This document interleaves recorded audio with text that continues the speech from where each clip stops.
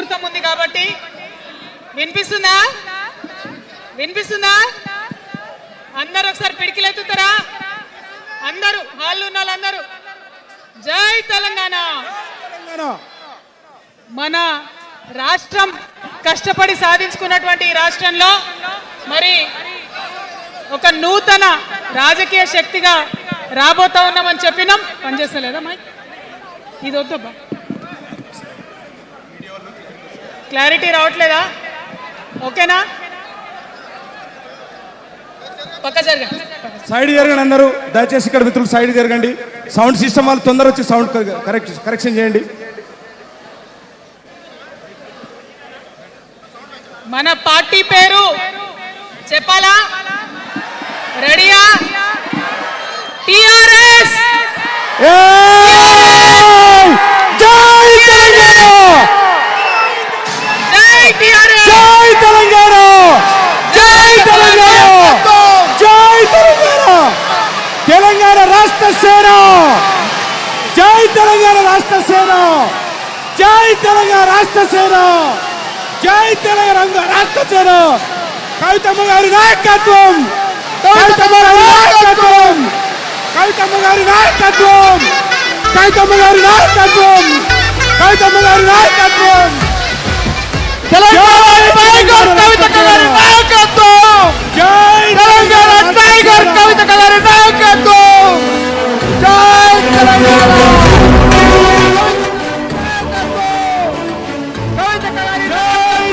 రాష్ట్ర సేన! కవితమ్మ గారి నాయకత్వం! కవితమ్మ గారి నాయకత్వం! కవితమ్మ గారి నాయకత్వం! కవితమ్మ గారి నాయకత్వం! కవితమ్మ గారి నాయకత్వం! ఆజాదీ కి షేర్ని కవితమ్మ గారి నాయకత్వం! ఆజాదీ కి షేర్ని కవితమ్మ గారి నాయకత్వం!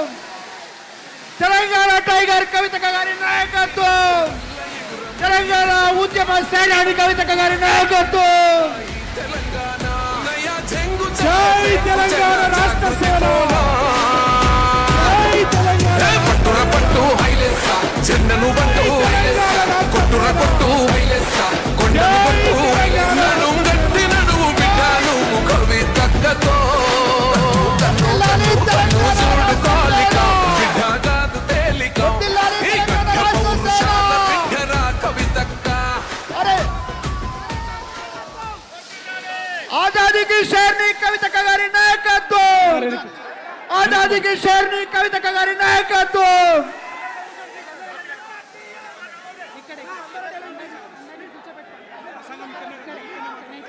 అందరూ వెనక్కి కూర్చోండి, వెనక్కి కూర్చోండి, వెనక్కి కూర్చోండి. CM CM CM CM CM CM CM CM CM అక్క మాట్లాడుతా.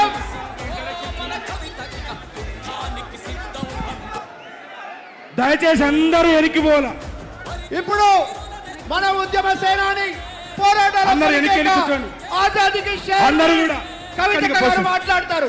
అందరూ వెనక్కి కూర్చోవాలి. అక్క ఇక్కడి నుంచే ప్రసంగిస్తా ఉన్నారు. దయచేసి అందరూ వెనక్కి వెళ్ళండి. దయచేసి అందరూ వెనక్కి వెళ్ళండి. ఆ పాటలు బంద్ చేయండి అబ్బా, పాటలు బంద్ చేయండి. దయచేసి అందరూ వేదిక మీద కూర్చోవలసిందిగా విజ్ఞప్తి.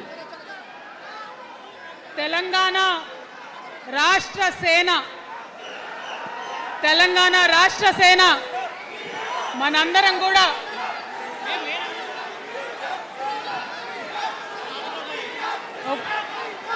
ఒక్కసారి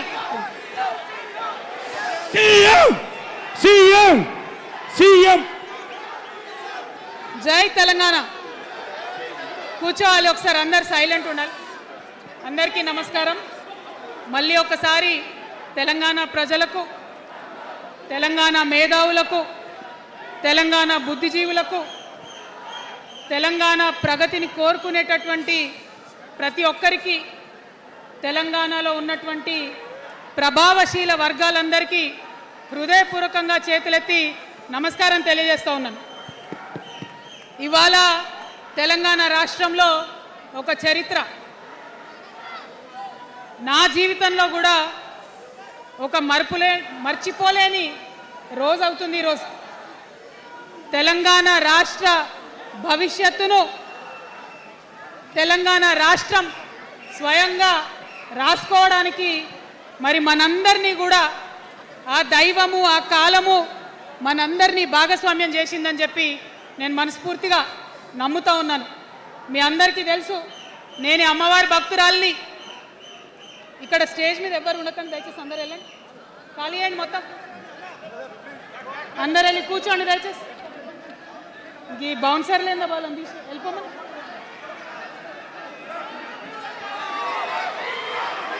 జై తెలంగాణ.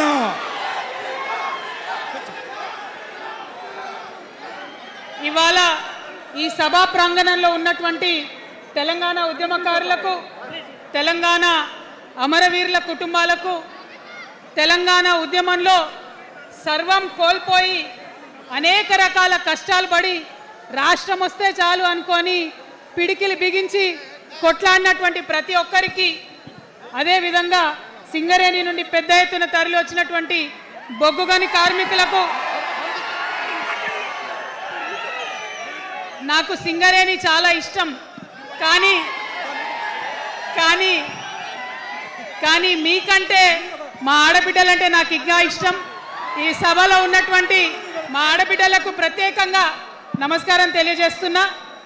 అదేవిధంగా అనేక మంది మా జెన్జీ వారియర్స్ వచ్చిండ్రు, మా యూత్ వచ్చిండ్రు, అందరికీ కూడా పేరు పేరున నమస్కారం.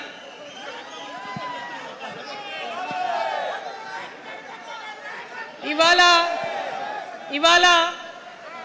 చాలా చాలా చాలా చాలా మంది ఎదురు చూస్తూ ఉన్నారు ఏం జరుగుతుంది ఈ రాష్ట్రంలో అని. ఒక్క మాట మాత్రం నేను నా తెలంగాణ ప్రజలకు చెప్పగలుగుతా. గత 20 ఏళ్లుగా తెలంగాణ ఉద్యమంలో నేను పోషించినటువంటి పాత్ర, తెలంగాణ జాగృతి పోషించినటువంటి పాత్ర మీ అందరికీ తెలిసిందే.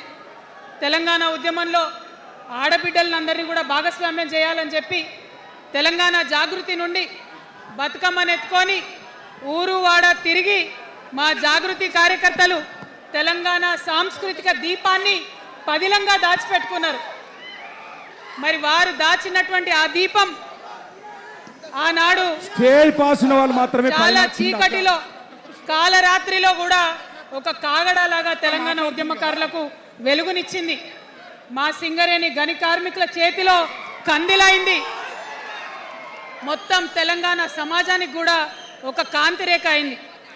అప్పటి వరకు చాలా మంది మాట్లాడేది, మా స్టూడెంట్స్ అయినా అందరూ కూడా మాట్లాడేది, ఈ ఆంధ్రోళ్ళతోని పంచాయతీ అవుతుందక్క, ఏం చెప్పాలి, మా గురించి ఎట్లా చెప్పుకోవాలి, మన సంస్కృతి గురించి ఎట్లా చెప్పుకోవాలని మాట్లాడినప్పుడు బతుకమ్మ వచ్చిన తర్వాత బలం వచ్చింది. బతుకమ్మ పాట వచ్చిన తర్వాత ఇది మా సంస్కృతి, ఇది మా పండుగ, ఇగో గిది తెలంగాణ అని ఎత్తిన ప్రతి బతుకమ్మలో కూడా జై తెలంగాణ జెండా పెట్టి మా ఆడబిడ్డలందరూ కూడా బతుకమ్మ అంటే ఏందో ప్రపంచానికి పునఃపరిచయం చేసుకోవడం జరిగింది. ఏ ఉద్యమానికైనా డెఫినెట్గా భౌగోళిక స్వరూపం ఉంటుంది, శక్తులు ఉంటారు, వ్యక్తులు ఉంటారు, కానీ ఒక సాంస్కృతిక పునాది, సాంస్కృతిక నేపథ్యం ఉన్నప్పుడే ఆ ఉద్యమాలు తుదముట్టాయని చెప్పి అందరం కూడా అనుకుంటాం.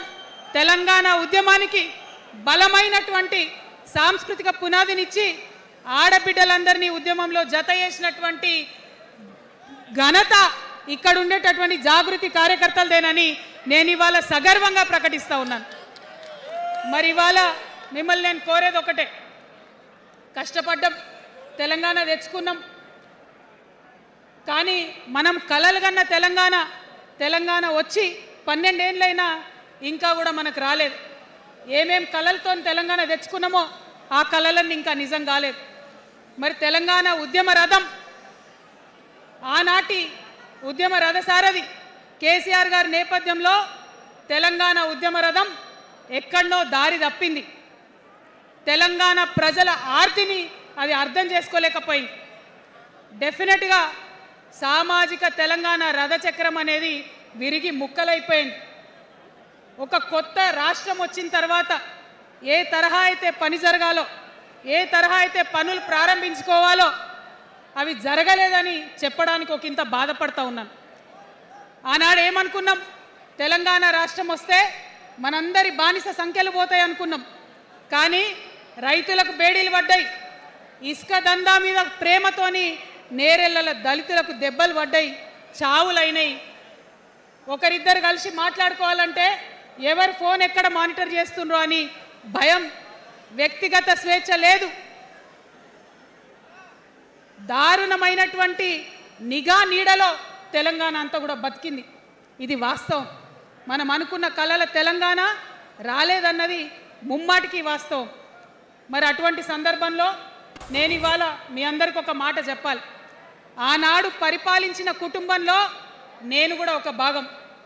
ఆనాడు పరిపాలించిన కుటుంబంలో ఒక భాగమైనందుకు కొన్ని విషయాలకు నేను సిగ్గుపడతా ఉన్నాను. తెలంగాణ ప్రజల్ని క్షమించమని కూడా కోరుతా ఉన్నాను. కానీ తెలంగాణ సాధించినందుకు మాత్రం చాలా గర్వపడుతున్నాను. నా జన్మ ధన్యమైందని చెప్పి భావిస్తూ ఉన్నాను. మరి అనేకమైనటువంటి తప్పులు జరిగినాయి, అనేకమైనటువంటి నేరాలు జరిగినాయి.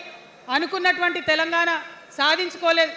మరి ఆ తప్పులో ఎక్కడో ఒక దగ్గర నాకు భాగం ఉందని చెప్తున్నప్పుడు మరి కేవలం క్షమాపణ చెప్తే సరిపోతుందా? ఏ తెలంగాణ అయితే కావాలనుకున్నామో, ఏ సామాజిక న్యాయ తెలంగాణ అయితే రావాలని అనుకుంటున్నామో దానికోసం నడుం బిగించి కష్టపడి పని చేయాల్సిన అవసరం కూడా ఉంది. మరి ఇవాళ పని చేయడం కోసమే తెలంగాణ రాష్ట్ర సేన ఇవాళ తెలంగాణ ప్రజల ముందుకు వచ్చింది. రేపటి నుంచి మీరు చూస్తారు మా పని ఎట్లుంటుందో, మా పనితీరు ఎట్లుంటుందో. ఎందుకంటే ఏ పోరాటం చేయాలన్నా, ఏ ప్రజలకు మంచి చేయాలన్నా కేవలం కొట్లాడితే సరిపోదు. దానికి రాజకీయ అధికారం కూడా ఉండాలి. రాజకీయ అధికారం తోడైనప్పుడే ప్రజలకు చేయాలనుకున్న మంచి చేయగలుగుతాం. అందుకే ఇవాళ పార్టీ పెట్టేది. అదర్వైజ్ గత 11 నెలల నుంచి తెలంగాణ జాగృతి చేస్తున్న పోరాటాలు మీరు చూస్తున్నారు. ఎన్ని పోరాటాలు తీసుకున్నాం, ఎన్ని రకాలుగా సక్సెస్ సాధించడం మీరు చూసిండ్రు. కానీ ఉట్టి పోరాటాలు సరిపోవు, ఖచ్చితంగా రాజకీయ అధికారం ఉండాలి. దానికోసమే ఇవాళ తెలంగాణ రాష్ట్ర సేన మీ ముందుకు వచ్చిందని చెప్పి నేను సగర్వంగా ప్రకటిస్తూ ఉన్నాను. మరి ఈ పొలిటికల్ పార్టీ ఏదైతే తెలంగాణ ప్రజల కోసం వచ్చిందో అది టెక్నికల్గా అధికారం తెచ్చుకోవడానికి, ఎన్నికల్లో పాల్గొనడానికి డెఫినెట్గా బాగుంటుంది. కానీ దానికి ఒక ఆత్మ ఉండాలి, దానికి ఒక నేపథ్యం ఉండాలి. ఇవాళ బీఆర్ఎస్తో అదే కదా ప్రాబ్లం. టెక్నికల్గా బాగున్నారు, ఎలక్షన్ పోతున్నారు, సీట్లు గెలుస్తున్నారు, కానీ తెలంగాణ ఆత్మను కోల్పోయింది. కాబట్టే ఇవాళ తెలంగాణ రాష్ట్ర సేన వచ్చింది. నేను తెలంగాణ ప్రజలందరికీ చేతులు జోడించి నమస్కరించి ఒక మాట చెప్తున్నా, హార్ట్ఫుల్గా చెప్తున్నా, నా హృదయాంతరాల నుంచి ఒక మాట చెప్తా ఉన్నా. నేను తెలంగాణలో ఉన్న 3.5 కోట్ల మంది తెలంగాణ బిడ్డలందరికీ ఒక అమ్మగా పరిణితి చెందాలనుకుంటున్నా.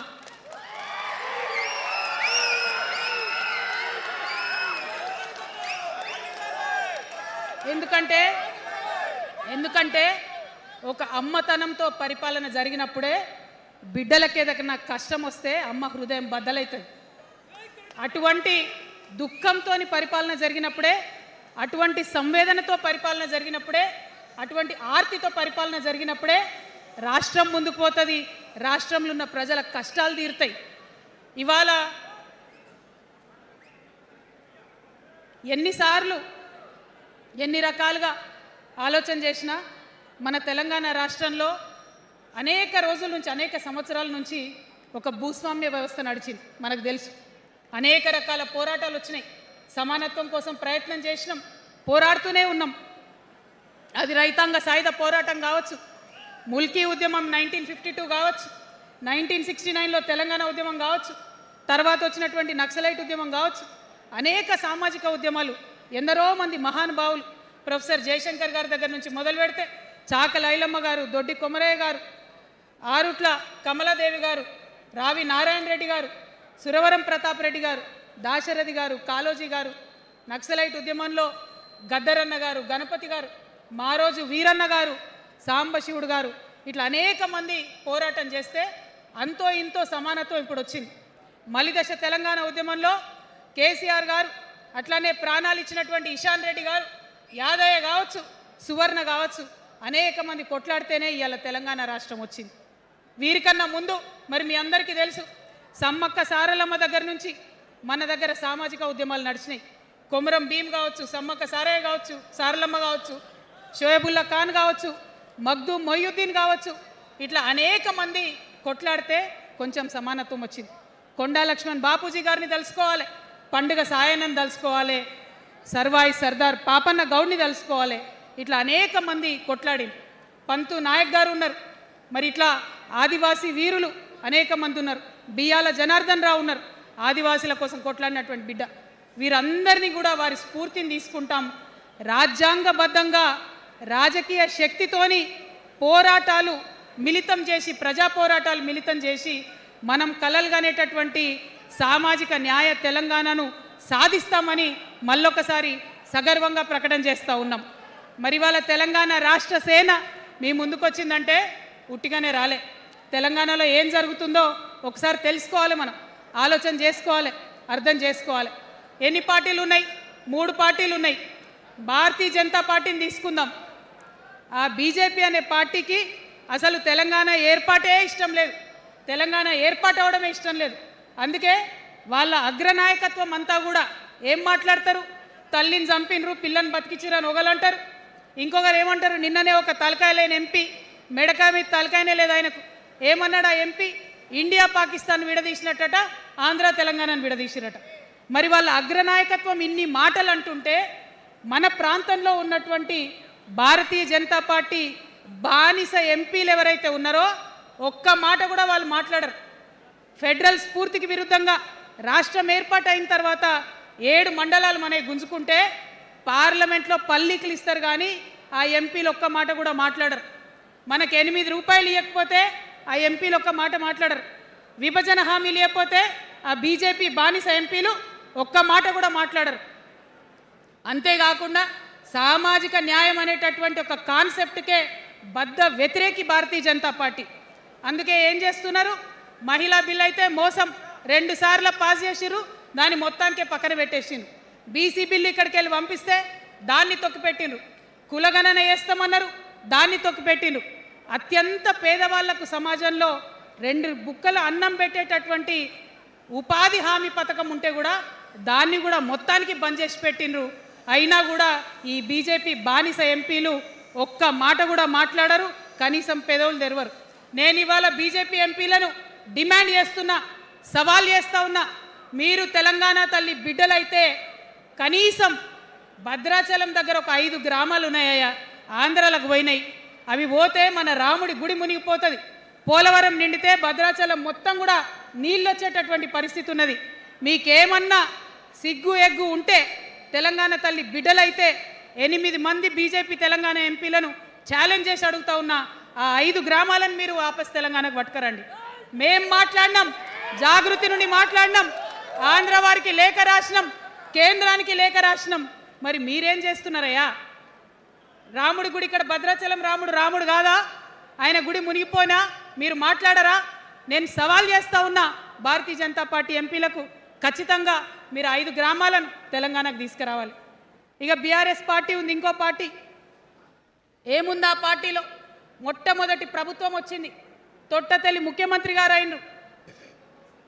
మంచి సాలు తీయాల్సి ఉండే, అది సామాజిక న్యాయానికి కావచ్చు, ఒక ప్రణాళిక కావచ్చు.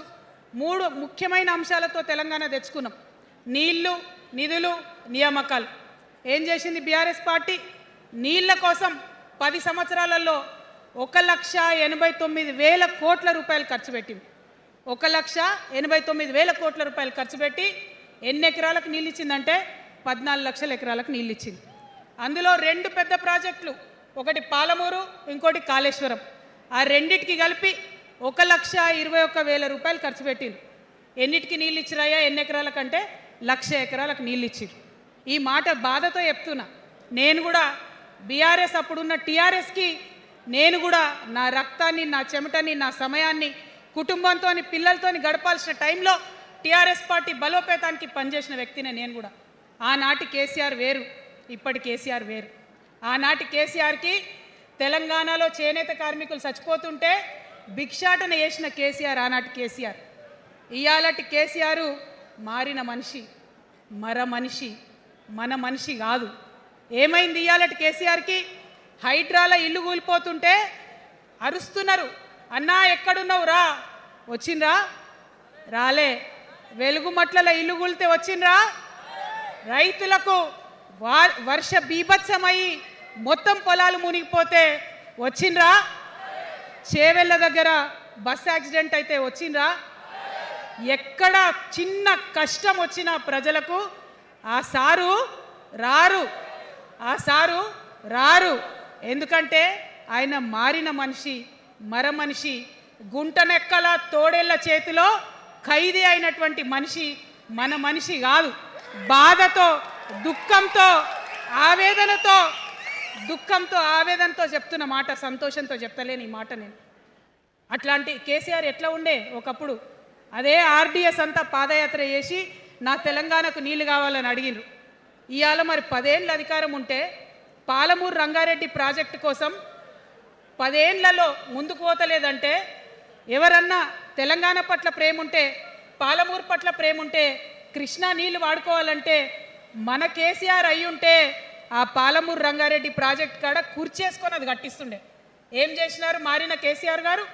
పంజాబ్కి పోయినరు, గుజరాత్కి పోయినరు, బీహార్కి పోయినరు. మేము మొత్తం రాష్ట్రంలో పీక్ కట్టలు కట్టాం, నేషనల్ పార్టీ పెడతామని పోయినరు తప్పితే తెలంగాణ ప్రజలను పట్టించుకోలేదు. పట్టించుకుని ఉంటే, కేంద్రంతో గొడవ పెట్టుకోకుండా ఉంటే ఇవాళ పాలమూరు రంగారెడ్డి పారకపోతుండేనా? నేను అడుగుతా ఉన్నా స్ట్రేట్గా. ఇన్ని రోజులు నేను ఎన్ని మాటలు మాట్లాడినా బీఆర్ఎస్ పార్టీ నాయకులు ఒక్కరు కూడా బయటకు వస్తలేరు, సమాధానం చెప్తలేరు. దీనికి మీరు సమాధానం చెప్పకపోతే ప్రజలే మిమ్మల్ని బయటకు లాగి సమాధానం చెప్పేటట్టు చేస్తారని కూడా ఈ సందర్భంగా నేను తెలియజేస్తా ఉన్నా. ఒకటే మాట అడుగుతున్నా, మన కేసీఆర్ అయి ఉంటే ఆనాడు తెలంగాణ బిడ్డలు కష్టపడితే బయటకు వచ్చి నా బిడ్డలకు ఇబ్బంది అవుతుందని కొట్లాడిన వ్యక్తి, సింగరేణి గనిలో ఒక కార్మికుడు చనిపోతే అక్కడి దాకా పోయి చూసి వచ్చినటువంటి వ్యక్తి, మరి తెలంగాణ వచ్చినాక ఏమైందా ప్రేమ? అధికారం ముందు మమకారం తగ్గిపోయిందా? ఏం జరిగిందని నేను అడుగుతా ఉన్నా. ఎందుకు ఈ మాట చెప్తా ఉన్నా అంటే, ప్రేమ నాకు కూడా ఉంది.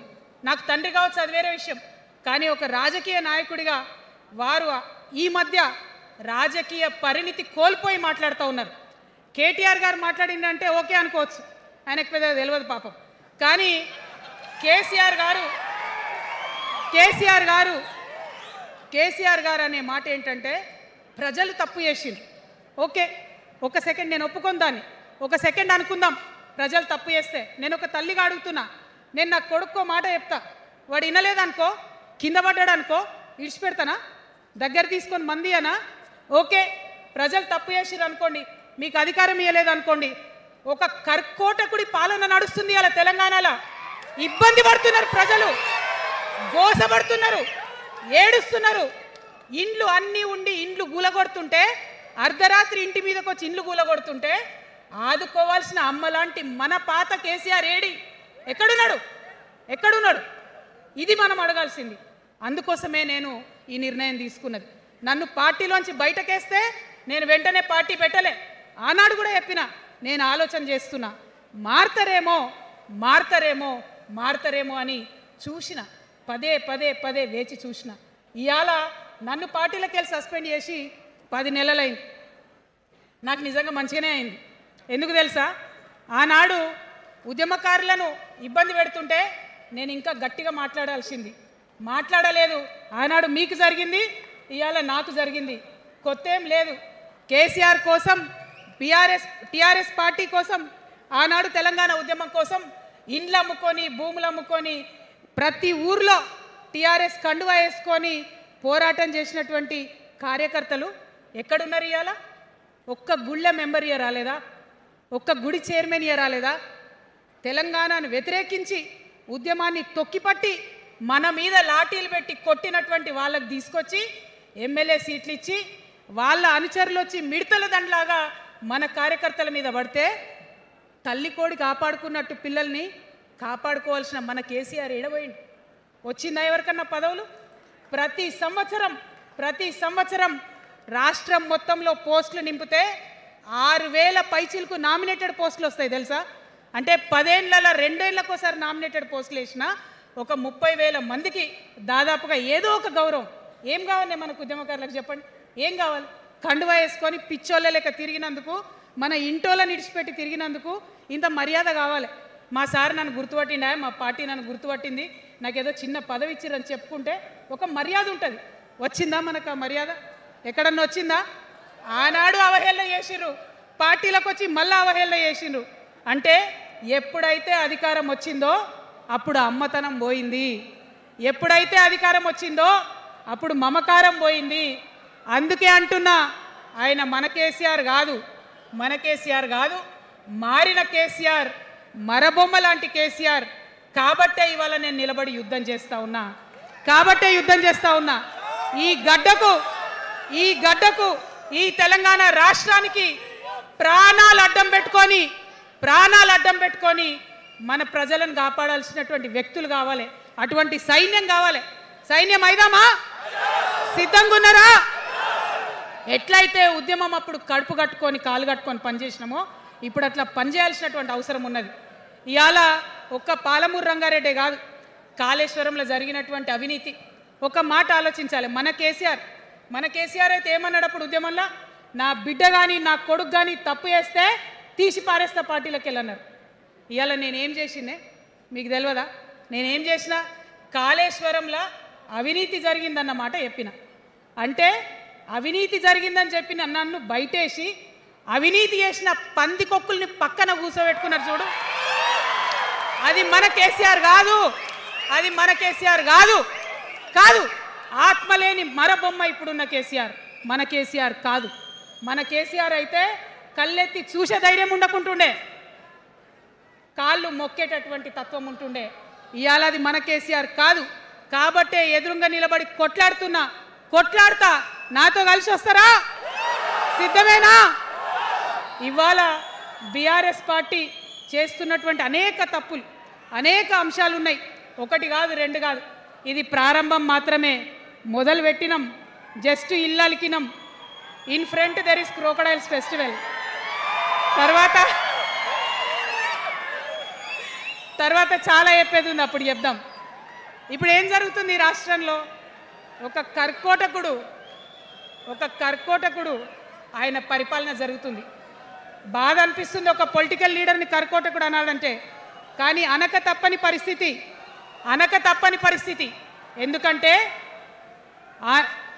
ఎందుకంటే మొన్న ఖమ్మంలో వెలుగుమట్లలో అన్ని పర్మిషన్స్ ఉన్నాయి, అన్ని కాయిదాలు ఉన్నాయి. అర్ధరాత్రి పోయి ఇల్లు కూలగొడితే ఒక నిండు గర్భిణి టెన్షన్తోని అబార్షన్ అయిపోతే ఆ తండ్రి ఏడ్చిన ఏడ్పులు, ఆ తండ్రి రోదన ఇంకా కూడా ఈ చెవులకు వినబడుతుంది. కాబట్టి ఇప్పుడున్న సీఎంని కర్కోటకుడనే అంట, హిట్లర్ అనే అంట. 2 నెలల చిన్న పాప పసికందు కుమ్మెర గ్రామంలో చచ్చిపోతే ఇప్పటి వరకు కూడా కేసు పెడతలేరు. హోంమంత్రి కూడా ముఖ్యమంత్రే, ఆయనకు తీరిక లేదు పాపం. చిన్న పసికందు చచ్చిపోతే ఇప్పటి వరకు కేసు పెడతలేరు. అందుకే అంటున్నా, కర్కోటకుడైనటువంటి సీఎం పరిపాలనలో ఉన్నాం. ఖచ్చితంగా కొట్లాడాల్సిందే. మనం ఏదైతే గురుకులాలు ఉన్నాయో వాటిలో విషం పెట్టి పిల్లల్ని చంపుతా ఉన్నారు. అయినా సరే విద్యాశాఖ మంత్రిగా ఉన్న సీఎం మాట్లాడతలేడు. అందుకే కర్కోటకుడు అంటా ఉన్నాం, అందుకే హిట్లర్ అంటా ఉన్నాం. కర్ల రాజేష్ అనేటటువంటి దళిత యువకుడు కస్టడీలో చచ్చిపోతే ఇప్పటి వరకు కూడా దానికి బాధ్యులైన పోలీసులను ఏం చర్యలు తీసుకోలేదు వాళ్ళ మీద. అందుకే కర్కోటకుడు అంటా ఉన్నాం, అందుకే హిట్లర్ అంటా ఉన్నాం. పిడికిలి బిగించి ఇప్పుడున్నటువంటి రాక్షస కాంగ్రెస్ పైన ఖచ్చితంగా కొట్లాడతాం, అందరికన్నా ఎక్కువ కొట్లాడతాం. ఇప్పుడు మనమే ప్రధాన ప్రతిపక్షం అవుతాం. 2 ఏళ్ల తర్వాత మనమే అధికార పక్షం అవుతాం. ఖచ్చితంగా అధికారంలోకి వస్తాం. ఎందుకోసం వస్తాం అంటే నేను ఒక మాట చెప్పాలి. అందరినీ మనం మాటలు అంటున్నాం కదా, we're opposing everybody, we're criticising everybody. But what is the solution? Don't oppose without propose అని కాన్షీరామ్ గారు చెప్పారు. నేను చెప్పలే, don't oppose without proposal. So నేను కొన్ని ప్రపోజల్స్ తెలంగాణ ప్రజల ముందు పెట్టాలనుకుంటున్నా. నేను ఈ 3 పార్టీలు అధర్మంతో నిండిపోయినాయి. అవినీతితో నిండిపోయినాయి, బంధుప్రీతితో నిండిపోయినాయి, కుటుంబ అవినీతి పరిపాలనతో నిండిపోయినాయి. కాబట్టి నేను ఒక ప్రపోజల్ చెప్తున్నా. ఈ 3 పార్టీల మీద ఆనాడు భగవంతుడు శ్రీకృష్ణుడు చెప్పినట్టు పాంచజన్యం, ఆయన శంఖం పేరు, యుద్ధంకి ముందు పాంచజన్యం ఎట్లయితే పూరిస్తారో మనం కూడా పాంచజన్యం పూరిద్దాం. ఒక 5 అంశాలను ప్రధానంగా తీసుకుందాం. ఆ 5 అంశాల కోసం ఇప్పుడు కొట్లాడదాం. రేపు ప్రభుత్వంలోకి వచ్చిన తర్వాత మన ప్రజలకు ఇద్దాం. ఏం అంశాలు అవి? మొట్టమొదటిది విద్య. ఇవాళ గవర్నమెంట్ స్కూల్స్ అంటే ఆనాడు కేసీఆర్ గారు స్కూల్ బంద్ చేసుకుంటూ వచ్చారు, అదే రేవంత్ రెడ్డి గారు కొనసాగిస్తున్నారు. ఎక్కడా కూడా ప్రభుత్వ పాఠశాలలలో వసతులు లేవు. వాష్రూమ్ ఉండదు, వాచ్మెన్ ఉండడు, అటెండర్ ఉండడు, పిల్లలే పోయి బెల్లు కొట్టుకోవాలి, పిల్లలే పోయి బాత్రూమ్లు కడుక్కోవాలి, మంచినీళ్ళు ఉండవు, భయంకరమైన పరిస్థితి ఉంది. నేనేమంటా అంటే గుడిని ఎంత పవిత్రంగా చూస్తామో బడిని కూడా అంతే పవిత్రంగా చూడాలి. గుడిని ఎంత పవిత్రంగా చూస్తామో బడిని అంత పవిత్రంగా చూడాలి. కాబట్టి నేను ఒక మాట అంటున్నా, ప్రతి ఊర్లో ఒక బడి ఉండాలి, ప్రతి తరగతికి ఒక టీచర్ ఉండాలి. ప్రతి ఊర్లో ఒక బడి ఉండాలి, ప్రతి తరగతిలో ఒక టీచర్ ఉండాలి. ఖచ్చితంగా అట్లా జరిగినట్టయితే ప్రభుత్వ పాఠశాలలు మంచిగా అవుతాయి. మరి నా పేద మధ్యతరగతి ఆడబిడ్డలు, మా అక్కలు అమ్మలు అనుకుంటున్నారు, అక్క మరి ఆల్రెడీ మా పిల్లలు ప్రైవేట్ స్కూళ్ళలో చదువుతున్నారు, వాళ్ళ సంగతి ఏందని. నేను మాట ఇస్తా ఉన్నా, ఇవాళ మన ప్రభుత్వం వస్తుంది, ఖచ్చితంగా వస్తుంది. ఎందుకంటే ప్రభుత్వంలో వచ్చేది మీ అమ్మ కాబట్టి అమ్మ జేబు చూడదు, కడుపు చూస్తుంది. అమ్మ జేబు చూడదు, కడుపు చూస్తుంది. కాబట్టి మీ పిల్లలు ప్రైవేట్ పాఠశాలలో చదువుతున్నా, ఎంతవరకు చదువుకున్నా కంప్లీట్గా మీ మీద ఒక్క రూపాయి కూడా భారం పడకుండా చదివించే బాధ్యత మేం తీసుకుంటాం. అది ప్రైవేట్ పాఠశాలలు కానీ, డాక్టర్ కానీ, ఇంజనీర్ కానీ, రాకెట్ సైంటిస్ట్ కానీ మన తెలంగాణ బిడ్డలు చదువుకుంటే ఒక్క రూపాయి కూడా పేద మధ్యతరగతి వాళ్ళ మీద భారం పడకుండా ఉచిత విద్యను అందించే బాధ్యత నేను నా తెలంగాణ బిడ్డల కోసం తీసుకుంటా అని ఈ సందర్భంగా తెలియజేస్తున్నా. ఇవాళ పరిస్థితి ఏంటిది? యూనివర్సిటీలో ఉన్న పిల్లలు అంతకుముందు తెలంగాణ రాకముందు నేను చూసిన రక్తం అమ్ముకునేది డబ్బులు లేకపోతే. ఇవాళ ఏం చేస్తున్నారు? బావర్చి కాడ గిగ్ వర్కర్ లెక్క గోడ మీద కూర్చొని వెయిట్ చేస్తున్నారు. అవునా కదా? ఎందుకంటే ఆ గిగ్ వర్కర్ చేస్తే అంతో ఇంతో పైసలు వస్తాయి, పేరెంట్స్ మీద ఆధారపడకుండా ఉండొచ్చు అని. మరి యూనివర్సిటీలను పట్టించుకున్నామా? బీఆర్ఎస్లో ఉన్నప్పుడు 10 ఏళ్ళు ఒక్క రూపాయి కూడా ఇవ్వలేదు యూనివర్సిటీకి. ఆ యూనివర్సిటీ మిత్రులకు, పాఠశాలలో ఉన్నటువంటి వారందరికీ నేను ఒకటే ప్రపోజల్ చేస్తున్నా, మీరు ఎంత చదువుకుంటారో చదువుకోండి, ఒక్క రూపాయి కూడా మీ మీద భారం పడకుండా చదివించే బాధ్యత తెలంగాణ రాష్ట్ర సేన తీసుకుంటుంది. ప్రైవేట్ పాఠశాలలు కూడా బాగుంటాయి, ప్రభుత్వ పాఠశాలలు కూడా బాగుంటాయి, కానీ భారం తల్లిదండ్రుల మీద పడదు. అది మీ అమ్మ ప్రభుత్వంలో జరగబోతుందని, మీ తల్లి ప్రభుత్వంలో జరగబోతుందని మీకు మాటిస్తా ఉన్నా. సెకండ్, మనకేమవుతుంది? మన తెలంగాణలో పేద మధ్యతరగతి ప్రజలకు ఏమవుతుంది? ఎవరన్నా ఇంట్లో రోగం వస్తే, ఒక యాక్సిడెంట్ అయితే ఇల్లు గుల్లవుతుంది. అందుకే ఆలోచన చేసి వైద్యం గురించి ఒక నిర్ణయం తీసుకున్నా. మన రెండో అంశం పాంచజన్యంలో వైద్యం కోసం అనేక అగచాట్లు పడుతున్నారు, అనేక ఇబ్బందులు పడుతూ ఉన్నారు. నేను ఒకటే మాట ఇస్తా ఉన్నా, ఏ రోగమన్నా రాని, ఎంత పెద్ద హాస్పిటల్ అన్నా కానీ, మన తెలంగాణలో మన జబ్బు ఎక్కడ తగ్గుతుందో అక్కడ మీ జేబులకెళ్ళి ఒక్క రూపాయి ఖర్చు కాకుండా ఉచిత వైద్యం అందించే బాధ్యత మేం తీసుకుంటా ఉన్నాం. ఉచితంగా విద్య ఇచ్చి, ఉచితంగా వైద్యం ఇచ్చినాక నా తెలంగాణ బిడ్డల మీద నాకు నమ్మకం ఉంది. మనం కష్టపడే బిడ్డలం, మీరే పైసలు సంపాదించి ఇస్తారు, మీరే రాష్ట్రాన్ని ముందుకు తీసుకుపోతారు. అవునా కదా? ఉచిత విద్య, ఉచిత వైద్యం మన 2 అంశాలు పాంచజన్యంలో. మూడవది వ్యవసాయం. మా రైతన్నలు ఉన్నారు, మా రైతన్నలు ఎంతో కష్టపడి మరి పంటలు పండించి చెమటలు కక్కి మనందరికి అన్నం పెడతారు. మీ అందరినీ నేను కోరేది ఒకటే, ఇవాళ అందరూ అర్రాస్ పాట పాడినట్టు నీకు ఎకరానికి ఇంత ఇస్తా అని చెప్పి మాట్లాడుతున్నారు తప్పితే మనకున్న కష్టం ఎవరైనా తీరుస్తున్నారా? ఏం కష్టం ఉంటుంది రైతుకి? భూమి కష్టం ఉంటుంది, చెప్పుకోవాలి, భూమి మీద దాని ఇబ్బంది ఉంది. ఎంఆర్ఓ ఆఫీస్కి పోతే మనని ఎవడన్నా రాణిస్తాడా? మాట్లాడతాడా? నీ దోతి బాగలేదు, నీ అంగి బాగలేదు, నీ కాళ్ళకు మట్టి ఉండే, నీ చెప్పులకు మట్టి ఉండే, రానియరు. అదే సూటు బూట్ వేసుకొని ఎవరన్నా వస్తే ఏం చేస్తారు? పిలిచి కూర్చోబెట్టి, చేంబర్లో కూర్చోబెట్టి, చాయ్ ఇచ్చి, కాఫీ ఇచ్చి అన్ని పనులు చేసి పంపుతారు. మన ప్రభుత్వం రాబోతా ఉంది. ఆ ప్రభుత్వంలో రైతే రాజు అనేటటువంటి నినాదాన్ని నిజం చేస్తాం. ప్రతి ఆఫీస్లో, అది ఎంఆర్ఓ ఆఫీస్ కానీ కలెక్టర్ ఆఫీస్ కానీ, ప్రతి ప్రభుత్వ ఆఫీస్లో నేను రైతునని పోతే సపరేట్ కౌంటర్ ఉండాల్సిందే, కుర్చీ మీద కూసబెట్టాల్సిందే, మీకు పని చేసి పెట్టాల్సిందేనని ఈ సందర్భంగా నేను తెలియజేస్తా ఉన్నా. నేను రైతునని గర్వంగా చెప్పుకునే విధంగా మేము పరిపాలన చేస్తాం. అది కాకుండా మిగతా ఏదైతే టైంకి రావాల్సిన కరెంటు, ఇప్పుడు రేవంత్ రెడ్డి గారి దయ వల్ల మళ్ళీ రాత్రిపూట కరెంట్ వస్తుంది. అట్లా ఉండదు. రేపు మన ప్రభుత్వం వస్తుంది, టీఆర్ఎస్ ప్రభుత్వం వస్తుంది. వచ్చినాక 24 గంటలు నాణ్యమైన కరెంటు, పొద్దటిపూట కరెంటు, రైతులకు ఉచిత కరెంట్ ఇస్తాం. అదేవిధంగా యూరియా కావచ్చు, కొనుగోలు కేంద్రాలు కావచ్చు, మీరు ఎక్కడ పోయి అడగాల్సిన అవసరం లేకుండా అన్నీ మీ దగ్గరకు వచ్చేటట్టు చేస్తాం. మరి అనేక అంశాలు ఉన్నాయి రైతుల గురించి మాట్లాడేటి. ఇప్పుడు ఎంత గోసపడుతున్నారో తెలుసు. ఒక్కొక్కటి మాట్లాడుకుంటూ వెళ్దాం. రైతుని రాజుని చేసేది నినాదంగా ఉండే దాన్ని నిజం చేస్తామని మాత్రం మీ చెల్లెగా సోదరిగా నేను మీకు మాట ఇస్తూ ఉన్నాను. ఇక 4వ అంశం ఉపాధి. మనకి ఇక్కడ చాలా యూత్ ఉన్నారు. మిమ్మల్ని అందరూ నేను ఒక మాట చెప్తా ఉన్నా, ఒక మాట అడుగుతా ఉన్నా. ప్రతి ప్రభుత్వం ఏం చెప్తుంది? ప్రతి ప్రభుత్వం స్వతంత్రం వచ్చినప్పటి నుంచి ఇప్పటి వరకు ఏం చెప్తారు? ఉద్యోగాలు ఇస్తాం, ఉద్యోగాలు ఇస్తాం, ఉద్యోగాలు ఇస్తాం. అవునా? అసలు నాకు మాట తెలియక అడుగుతా. ఒక యువ మిత్రుడు ఉంటే, ఒక యువతి ఉంటే, నేను వ్యాపారం చేసుకోవాలనా, నేను ఉద్యోగం చేసుకోవాలనా, నేను కళారంగానికి పోవాలనా, నేను ఇంకోటి కావాలనా అనే స్వేచ్ఛ నాకు ఉండాలి కదా, నాకు ఉండాలి. కానీ ప్రభుత్వాలు మనకేం చెప్తాయి? నువ్వు ఉద్యోగం చేయి, 9 to 5 ఉద్యోగం చేయి, బానిస బతుకు అనేటటువంటి కండిషనింగ్ చేస్తూ ఉన్నాయి. ఇప్పుడు చాలామంది యూత్తో నేను మాట్లాడినా, నాకు ఒక మాట చెప్తా ఉన్నారు. అక్క, మా పరిస్థితి ఎంత ఘోరం ఉందంటే బయట ఉద్యోగం దొరుకుతలేదు చదువుకున్న చదువుకి. మా అమ్మ సెల్ఫ్ హెల్ప్ గ్రూప్లో ఉండి ఆమె 2 లక్షల రూపాయలు తీసుకొచ్చి ఇస్తే నేను బండి కొనుక్కోవాలి, ఆమె 3 లక్షల రూపాయలు తీసుకొచ్చి నాకు ఇస్తే నేను ఆటో కొనుక్కొని నడుపుకోవాలి. వయసు వచ్చిన కొడుకుని, వయసు వచ్చిన బిడ్డని తల్లి దగ్గర చేయి జాపాలంటే నామోష్ అనిపిస్తుంది అక్క అని అనేక మంది చెప్పారు. అందుకే నేను చెప్తా ఉన్నా, ఉపాధి అంటే కేవలం ఉద్యోగం కాదు.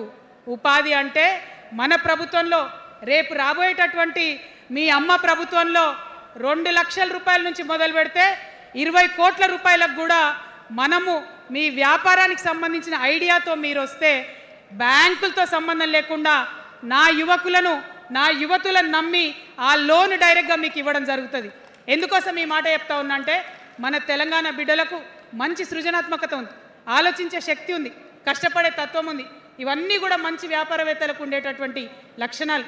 కానీ వచ్చినటువంటి ఏ ప్రభుత్వాలు కూడా మనకు చేయూతనియ్యలే. ఖచ్చితంగా నా యూత్ని నేను నమ్మాలనుకుంటున్నా, నా యూత్కి నేను డబ్బులు ఇవ్వాలనుకుంటున్నా.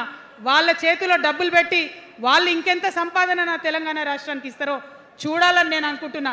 యూత్ ఎంపవర్మెంట్ గ్రూప్స్ తయారు చేస్తాం.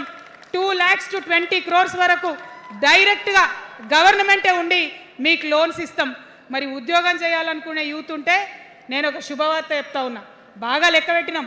మీకు తెలుసు, నేను ఏది స్టడీ చేయకుండా చెప్ప, ఆగమాగం మీద అసలే చెప్ప.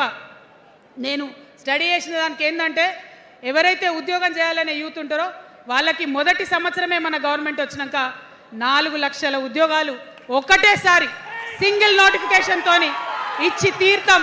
ఇది నా మాట, ఇది నా మాట. నేను మళ్ళీ మీకు ఎందుకు చెప్తా ఉన్నా ఈ మాట అంటే, నేను తల్లిని, నేను జేబు చూడా, ఎంత ఖర్చు అవుతుంది, ఎంత జీతం అవుతుంది చూడా. నా కొడుకు కడుపులో ఉన్న బాధను, వాడి ఆత్మగౌరవాన్ని, నా బిడ్డ బాధను, ఆమె చదువుకున్న చదువుకి రావాల్సిన ఉద్యోగాన్ని దాన్నే చూస్తా. కాబట్టి మొదటి సంవత్సరమే 4 లక్షల ఉద్యోగాలు ఇస్తాం. మరి మన ఉద్యమకారులు ఇంతమంది వాళ్ళ వయసుని, వాళ్ళ యవ్వనాన్ని, వాళ్ళు సంపాదించుకునేటటువంటి మొత్తం వయసును కూడా ఉద్యమానికి దారపోసిరు. కాబట్టి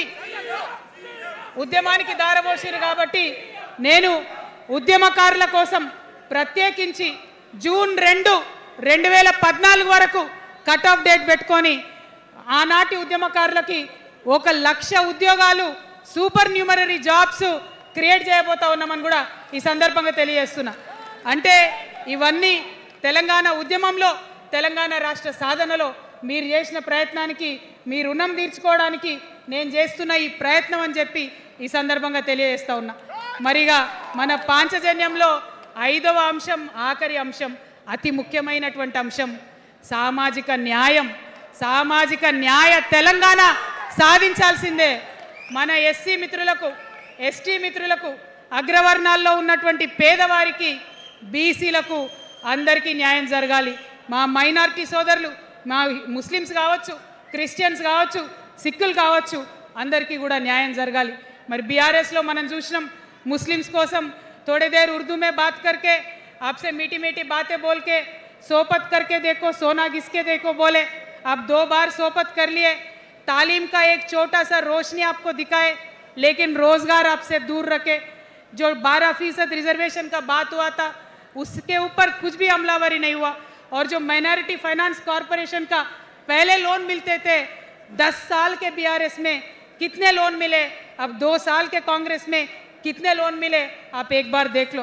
सारे लोग बस बातें ही बोल रहे हैं लेकिन काम कोई नहीं कर रहा है।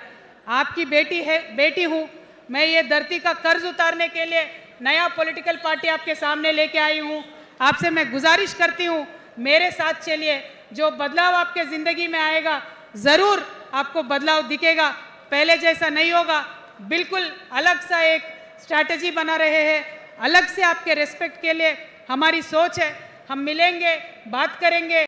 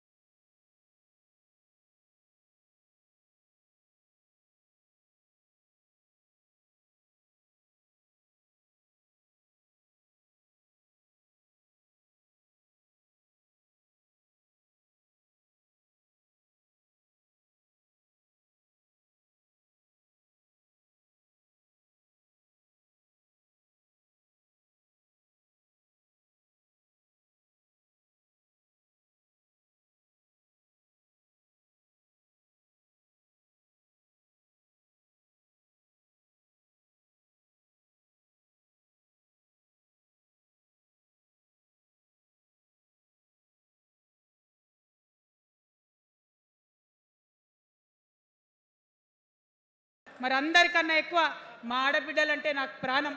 మా ఆడబిడ్డల కోసం ప్రత్యేకంగా నేను ఒకటే మాట చెప్తున్నా, మనం ఎక్కడ ఉన్నా ఏ వయసులో ఉన్నా మనకు భయం అవుతుంటుంది ఎక్కడికైనా పోవాలంటే. మన భద్రత మీద మనకు ఆలోచన ఉంటుంది. ఖచ్చితంగా రేపటి మన తెలంగాణలో మన ప్రధానమైన అంశంగా తీసుకుంటాం. అదేవిధంగా ఇప్పుడు చదువుకుంటున్నటువంటి ఆడపిల్లలు వారి ఉద్యోగాల మీద ప్రయారిటీగా తీసుకుంటాం. వారి వ్యాపారవేత్తలుగా తీర్చిదిద్దడానికి ఖచ్చితంగా ప్రయత్నం చేస్తాం. ఇప్పుడు సెల్ఫ్ హెల్ప్ గ్రూప్స్లో ఏదైతే వడ్డీ లేని రుణాలు ఇస్తున్నారో అట్లా కాకుండా ప్రాపర్గా గ్రాంట్స్ ఇచ్చేటట్టుగా ప్రయత్నం చేస్తాం. చిరు ఉద్యోగులు, కాంట్రాక్ట్ ఉద్యోగులు ఎవరైతే ఉన్నారో, ఎవరైతే విస్మరించబడ్డారో వారందరినీ కూడా కళ్ళలో పెట్టి కాపాడుకుంటాం. ఇవాళ ప్రారంభం మాత్రమే, అనేక అంశాలు చెప్పుకున్నాం, కానీ ఖచ్చితంగా పాంచజన్య శంఖం పూరిస్తాం. అవతలి వాడు మనవాడైనా సరే, అధర్మం వైపు వాడుంటే వాళ్ళ మీదైనా సరే యుద్ధం చేయడానికి ఖచ్చితంగా వెనుకడుగు వేయకుండా ముందుకే వెళ్తామని తెలియజేస్తూ, మరి ఈ 3 పార్టీలు కూడా, Congress party single agenda Rahul గాంధీని ప్రధానమంత్రి చేయాలి, BRS party single agenda farm హౌస్లో పెద్దసారి ఉండాలి, చిన్నసారి సీఎం కావాలి, బీజేపీ పార్టీ సింగిల్ ఎజెండా సామాజిక న్యాయాన్ని కథం పట్టియాలి. కాబట్టి 3 పార్టీల మీద కూడా యుద్ధం చేసేది ఉన్నది. అలుపెరగని పోరాటానికి సిద్ధం కావాలని చెప్పి మొత్తం మన జాగృతి సైనికులందరినీ కూడా నేను పిలుపునిస్తా ఉన్నాను.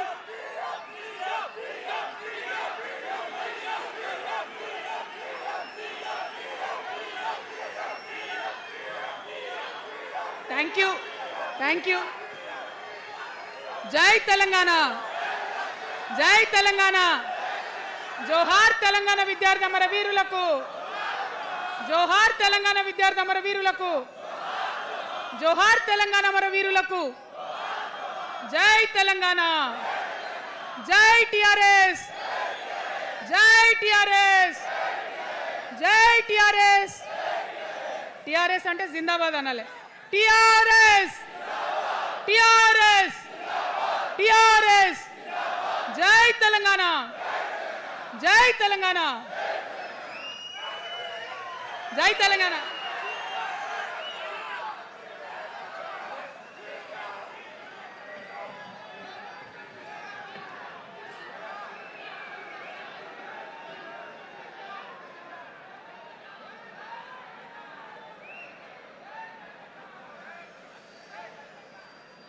తెలంగాణ రాష్ట్రంలో కొత్త పొద్దు పొడిసే చూడు దగా పట్ట రాజ్యంలో పొద్దు పొడిసే తెలంగాణ రాష్ట్రంలో ఆత్మ గౌరవ పిడికిలి ఎత్తి దుక్కింది రణంలో పల్లకి మోసే బహుజనులంతా పాలన చేసే రోజుల కోసం అంతక ఉన్న సామాజిక న్యాయం అందరికి పంచుట కోసం ఆకుపచ్చ పసుపు పచ్చ నీలి రంగు విప్లవమై పంచజన్య శంఖముది పేదొల్ల ముంగిట ఉదయమై.